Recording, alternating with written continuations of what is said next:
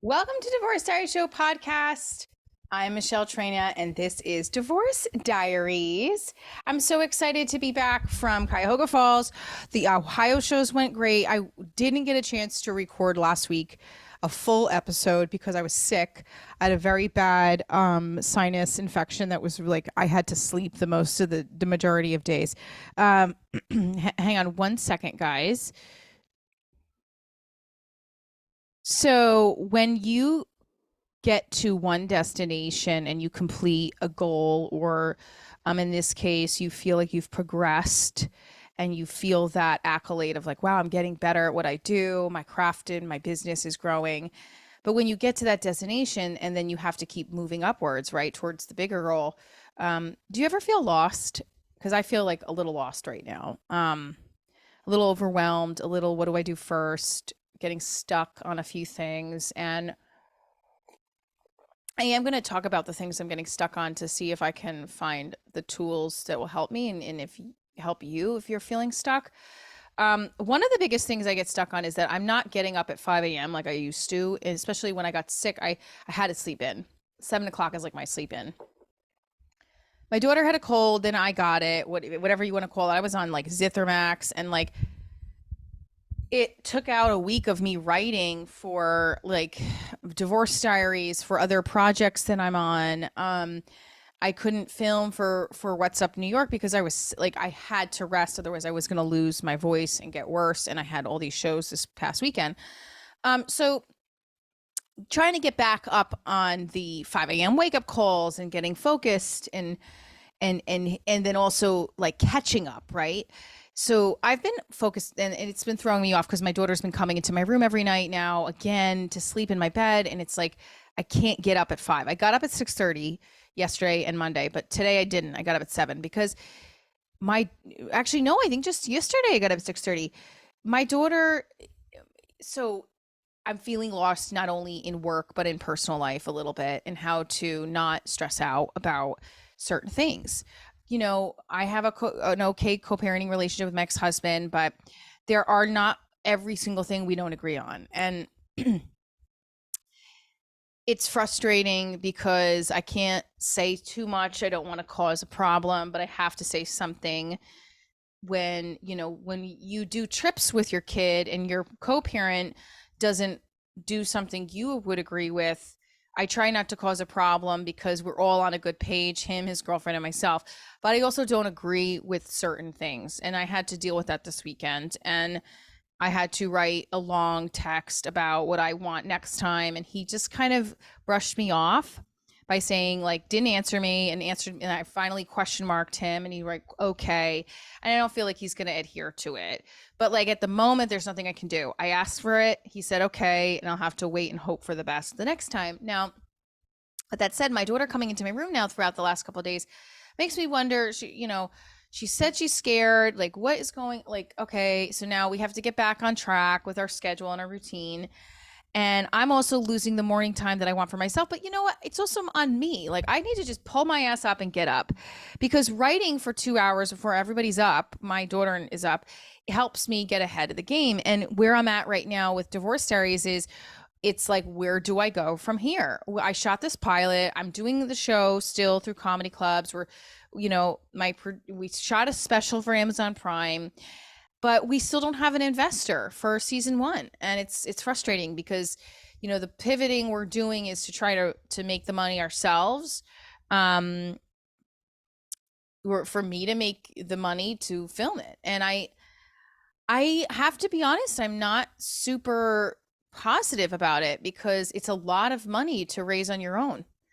But then again, I mean, there's people that do that, right? So I'm feeling frustrated. I really want to film season 1. I know my director and producer listen to my podcast, so they're going to hear this and be like, you should or shouldn't talk about it. And I do need to stay true to, I don't know, maybe they'll be okay with me talking about it. I do need to stay true to myself of what this Divorce Diary show is, which is really my authentic voice and the journey of my post-divorce life.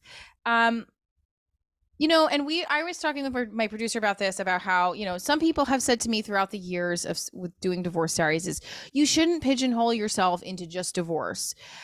I don't look at it like that. Now, yes, I'm sure people can pigeonhole me into whatever they want.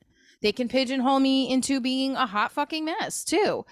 I live in the universe of divorce and wanting to find love, and that's what my universe is. So I get a little frustrated here and there. Sometimes I shut the hell up and I just listen, and sometimes I don't and I react about how this is what I feel comfortable discussing. And I don't like I feel comfortable discussing everything, but like I don't know what else, like what other things I'm supposed to talk about because this is what I'm living and breathing. And I also have gotten from men specifically, and I'm not talking about my producer, my director, or anybody in my like close friend circle. I don't think anyone in my close friend circle has said this, but sometimes they give me this feedback of like, you shouldn't man bash. That frustrates me because I do have a lot of male followers that don't think I'm man bashing, and I don't think I'm man bashing.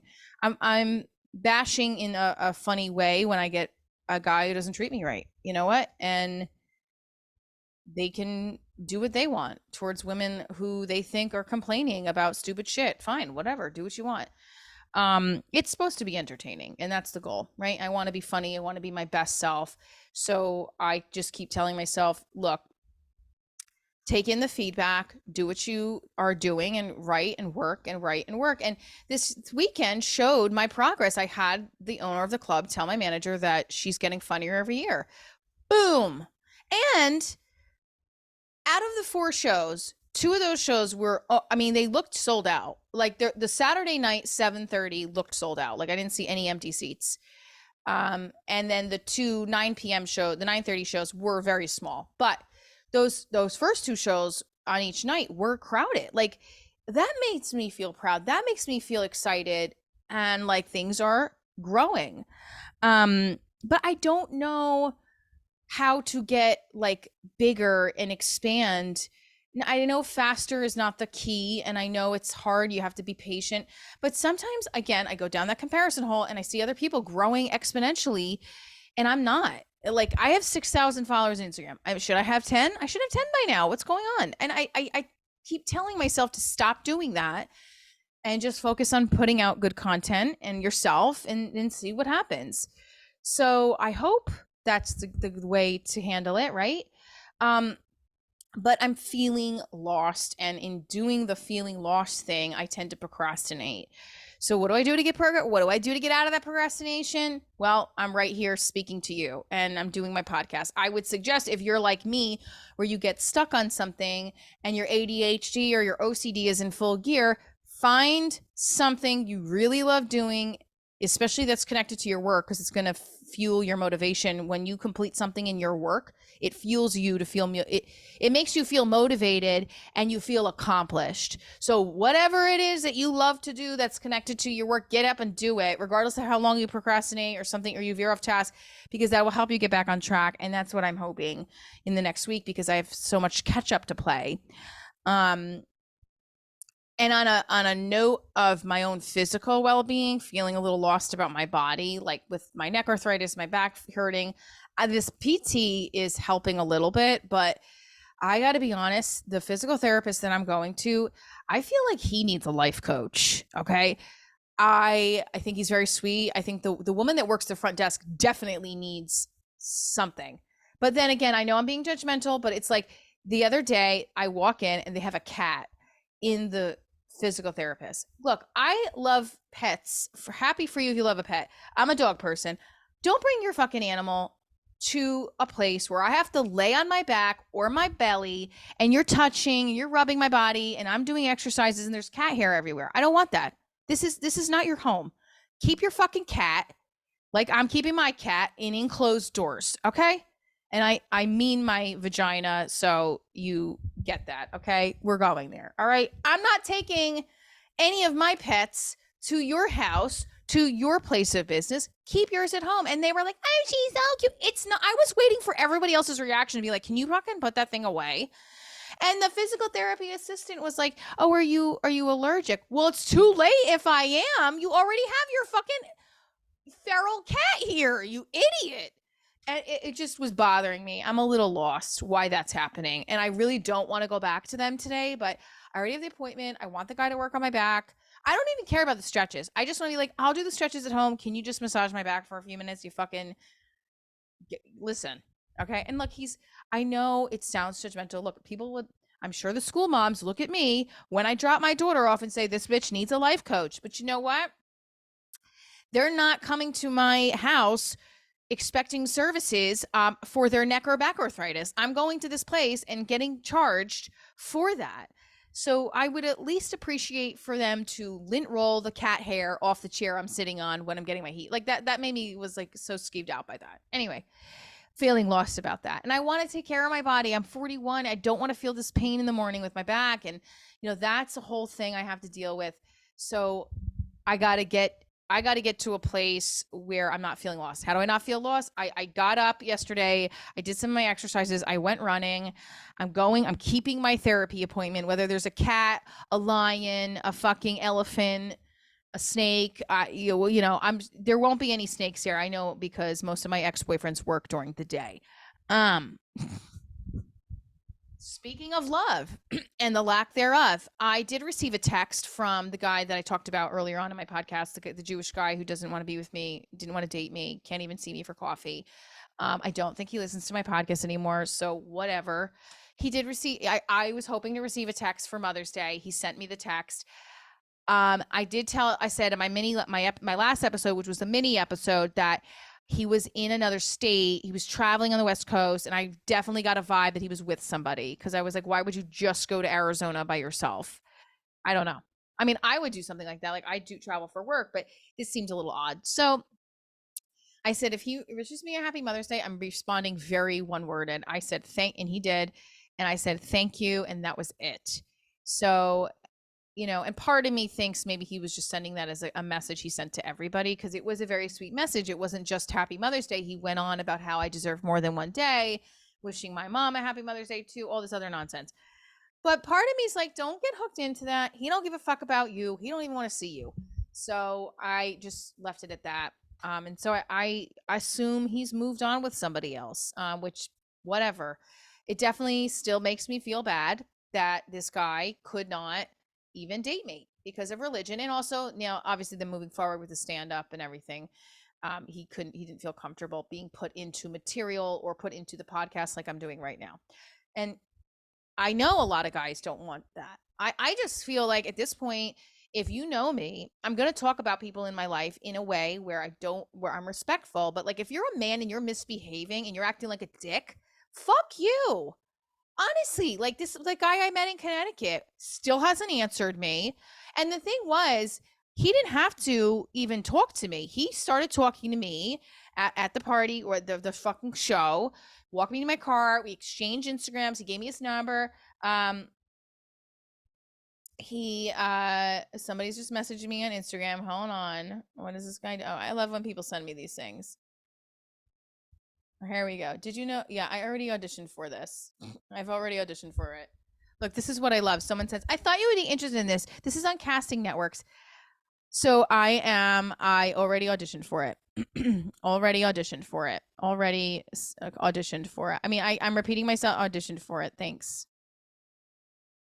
And this docu-series I was talking about on a side note with the love, what is it? It's a love docu-series. They still keep putting out castings.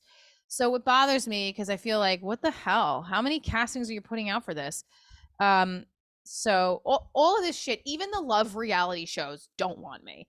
And that bothers me because it's like, I want to be on these reality shows to actually find love. And I love a big Vanderpump Rules person. And they keep saying how Vanderpump Rules is such a hit because it's authentically true, right? It's these people are actually friends and that's why it's worked. So here's the thing. I really want to find love. Like I'm 110% in it to find love. And I look at these dating shows. I don't even really watch a lot of them, but I was watching, there's like the Jewish matchmaker and I follow one of them on TikTok and really cool and exciting. I want to have her on the show because I was watching them on a news broadcast talking about what you need to do to find love. And I was like, well, I do that. And I still don't find love. Like they were saying, coming from a place of yes, which I feel like I do, unless So a lot of those things I don't understand. What I'm trying to embody them, and nothing's happening. The opposite is happening. So clearly, I'm not following the directions correctly. I don't know. I'm missing a step. But Vanderpump Rules is a show about authentically about these friends who worked in the restaurant, and it works because it's authentic. I want to find love. I'm authentically wanting to go on these reality shows to find love.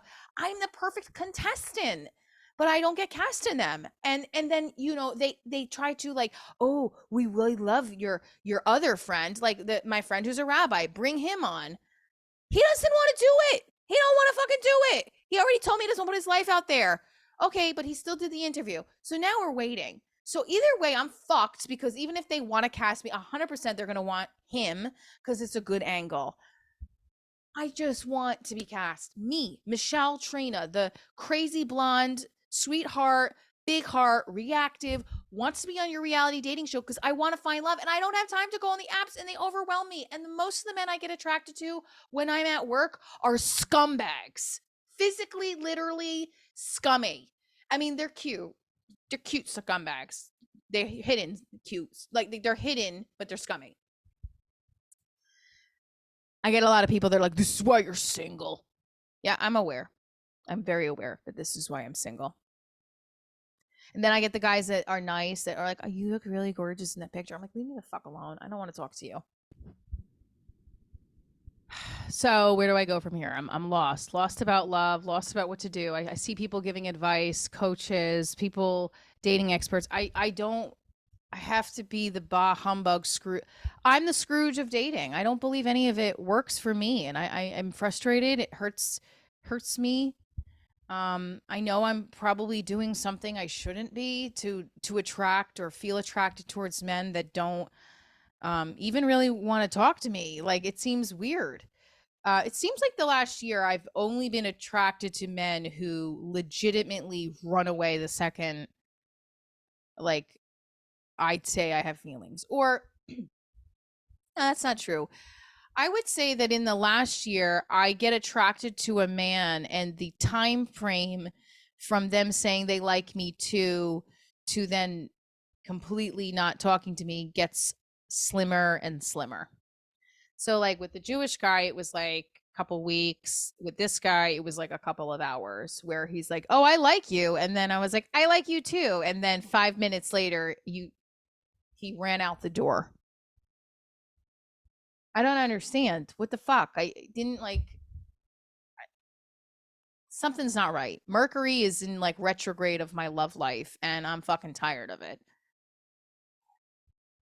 Um I'm a little lost. So we'll see what happens this summer. I really would love. I would love a romance. I would love to date a guy and feel in love and be with somebody who I can trust and not feel like, okay, my period's coming. This guy's going to really feel the wrath of me because that's what ends up happening. I get like 3 good strong crazy weeks in the month now and 1 normal week where I'm not on some weird hormonal craze with whatever's going on in my body at 41, acting like a nut job towards the guy. I'm like, why are you looking at my story? You're not messaging me back. Why is this? Who is this person that you liked on Instagram? Like, I hate going down that rabbit hole. And that's what happens 3 weeks out of the month. Um, and the live show is doing well. I just feel like I am trying to separate myself as headliner and Divorce Diaries show star and creator, right? And it's different, right? So my producer and director who, Danny and David, who did their Amazon Prime special, working on the TV series together, want to shift with me. We are shifting the show to a theatrical version as well, so that we can perform in theaters. And my concern is, are theaters going to want me? I mean, they should. It's a great show, but I don't know. I need that validation by getting it. And I need to say, Michelle, look how far you've come in your life of performance and just going out and grabbing it. Like you can do this. But the summer seems slow right now. Like I don't have a lot of I have a lot of stuff going on. I'm filming for a show in New York, a web series. I am doing stand-up gigs and I'm doing kids gigs. Kids gigs meaning I perform children's theater as well with my theater company. I also adjunct, but I'm feeling overwhelmed with having to get all these slots together now, even for the fall. And it's hard to do it all alone. It's hard, and not completely alone. I have a manager. I do have a team I can bounce ideas off of, but I don't have an assistant. I have to get out there and do it. So again, like I feel lost of what to do first, how to get it all done. Um, and I guess that I just, I think finding the right partner to feel good about during my day, have this love would also be a nice boost. I don't want it to be a distraction though, and I think love has also been a distraction in my life in the last 8 years of post divorce, trying to find this relationship or whatever. So I don't know how to keep. I don't know which avenue will be the best avenue to grow. I don't want to say the fastest, but I don't what most effective. I don't know which avenue to take. Do I buy the blue check mark? Do I ask for help from a social media expert? Do I get an OnlyFans? What is the direction I should take to grow most effectively with my brand?